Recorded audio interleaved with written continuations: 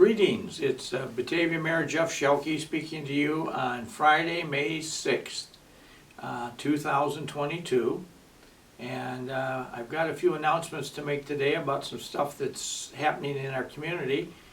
First and foremost, I want to wish every mother in town a blessing and a great sense of appreciation for jobs well done in raising children, because this coming Sunday is Mother's Day.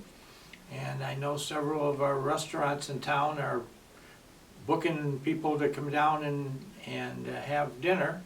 And so I just want to encourage you, if you want to take your mother out to dinner, there probably is some great places in town. I don't want to start naming them, but there's some really good places on both the east side and the west side. And have at it, because there are some very good foods offered in this town on days like that. So with Mother's Day, I just want to again thank all the mothers for the great job they've done. Next thing I want to talk about is tomorrow night, on Saturday night, is the Batavia High School Prom, so I am told. And the weather's supposed to break, and it's supposed to become a little bit nicer tomorrow. And as a result of that, one of the things we've noticed on the prom is that there's always a big movement to have pictures taken on prom, as there should be. And the place that a lot of people seem to want to come and have their picture taken is right down here at Houston Street by the Depot Museum, with the Depot Pond in the background. And several years I've noticed, I would describe it as maybe over 100 different couples coming down and gathering either in groups or individuals or singles or whatever, and having their picture taken by the Depot Pond. So if you're not doing anything tomorrow afternoon, you may want to wander down 4, 5, 6 o'clock time frame, and you may get to see some very nicely dressed up Batavia High School students who are going to go to have their prom tomorrow night. So we wish them well. And then following the prom, there's a Batavia High School post-prom party down at Funway. And that's always a very, very nice event, and it keeps everybody kind of focused on the night.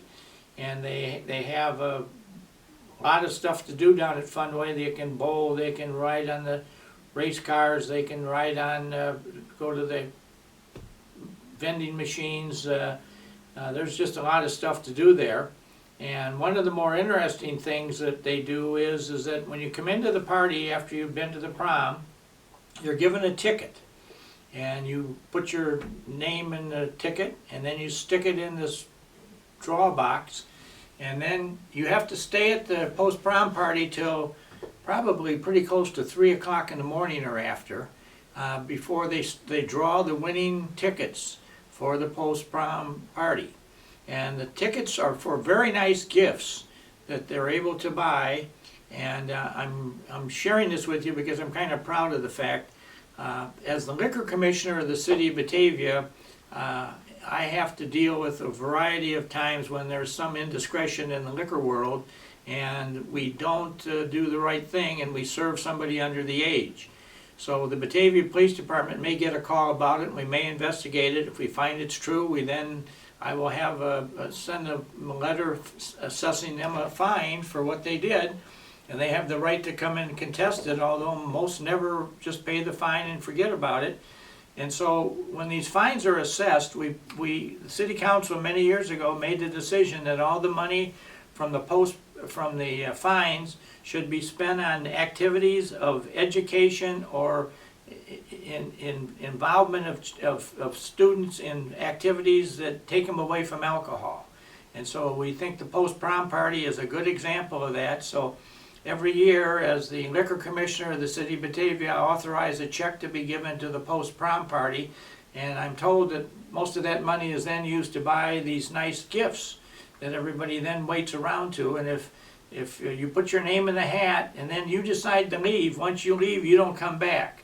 But then if you do leave and your name gets drawn, boy, I'm told you really get highly noted at Batavia High School on Monday morning by all your peers. Hey, you won the laptop computer there and you weren't there to get it. Where were you? So there's a real incentive for everybody to stay at the post-prom party. So one of the details of the liquor commissioner is to do that, and I'm very pleased that we've done it, because I think it has had a very successful outcome over the last few years. Next thing I want to just talk about is, again, tomorrow today and tomorrow. Now today's been kind of a rough day weather-wise, but tomorrow is the 4th of July garage sale. And this is when we've got a huge number of people that are having garage sales this year, well over 150, that have paid to have their name and location put on a city map, which I believe you can go online and see it on the city website, or you can come down to City Hall in the lobby by the police department. We've got a pile of the city maps which have clearly marked where all the houses are that are having the garage sales. So tomorrow morning, if you're going to come out and visit, come on down to City Hall. I also took a pile over to McDonald's, and they were kind enough to let me put them on top of the disposable facilities they got as you're going out the door there. There's a trash dispenser there, and on top of that we've got maps there, so you can either come to the City Hall or McDonald's and you can pick up a map and then go out and look at all the various stuff that's being offered. And I know we get people from out of town in here and everything else wanting to quickly visit all these houses with these garage sales. Now the interesting thing about that is that the money from that all goes to help pay for the 4th of July fireworks program, which we are again going to do on July 4th. And one aspect of that I'm very proud about is that in this would be the 72nd year that we've raised money. Now there was a time 2 years ago when we couldn't have the fireworks, so there was 1 year that we missed. But we've, since 1950, when the late Fire Chief Bud Richter started that activity on the 4th of July with the idea that he was going to keep people home and in town and not out on the road getting involved in accidents. That was what he and the late Harold Peterson, who I guess came up with the idea of having this community 4th of July fireworks.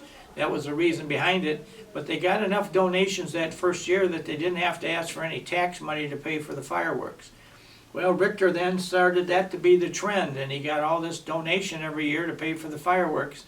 And I'm very proud to sit here 72 years later and tell you that's still going on. So when that fireworks show goes off on the 4th of July, if you go out to Batavia High School or Engstrom Park or the Mooseheart or any of the parking lots along Randall Road, because most of it's all done in the sky these days, and enjoy it, just remember no tax dollars are being spent on that fireworks. That's all been donated for 72 years. In Batavia, which I think is a point of great community pride, that we have enough patriotism and love of our community that businesses and individuals donate all this money to help pay for that, and nobody gets it put on their tax bill. So we've got some really neat things happening in this town that I'm very proud of. And one last thing I would like to cover is that I am told that this is Older Americans Month. And we've got several groups in town that are starting a card drive where they're asking you to go buy a greeting card or a goodwill card or a friendship card. And then if you just want to drop it off down here at the City Hall, we will then giving them to folks who will then be distributing them to a large number of our senior citizens when they may need somebody to say something nice, of a nice greeting or whatever have you. So we've got a lot of different things going on, and we are very, very pleased that we do. And as a Batavia community, we should hold our heads very high for all the good efforts that so many people make to make Batavia such a nice place for us all to live and proudly call our homes. So I think that's going to be all for my call for this week. I'm thinking as I sit here of dear friends of mine, including myself, who have very, very fond memories of their mother, and talk about how their mother's love really instilled them to live a good life and whatever have you. So I'm going to end this. I started it with Mother's Day, and I want to end it with Mother's Day about what a great holiday that is, because it pays tribute to some people who never stop loving, who never stop giving, who never stop doing whatever they need to do, whether it's to encourage their children to go to church or dance school or become a cheerleader or a scholar or a secretary or whatever. There's a lot of mothers out there that should be very proud of what the jobs they've accomplished. So happy Mother's Day to everyone, and we'll have a great week, and I look forward to talking to you next week.